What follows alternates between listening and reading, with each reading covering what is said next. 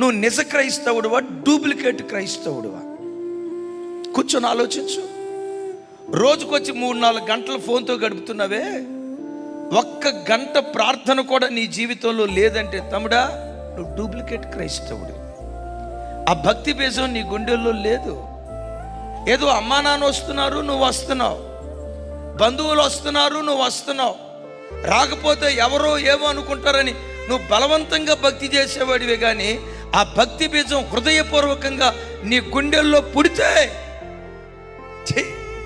ఈ చెత్తతో నేను నా టైం గడపటం ఏంటి, అదే నా ప్రభుతో గడిపితే నశించిపోతున్న 10 మంది ఆత్మల కొరకు నేను ప్రార్థన చేస్తే నా ప్రార్థన మూలంగా ఎవరో ఒకరిని దేవుడు రక్షిస్తాడు కదా, వాళ్ళ బ్రతుకులో రక్షణను భిక్షగా దేవుడు ప్రసాదిస్తాడు కదా అని ఆ ప్రార్థనలో మోకరించేటప్పుడు, ఉపవాసంలో మోకరించేటప్పుడు దాన్ని బరువుగా ఎంచడు, బాధగా ఎంచడు, భాగ్యంగా ఎంచుతాడు.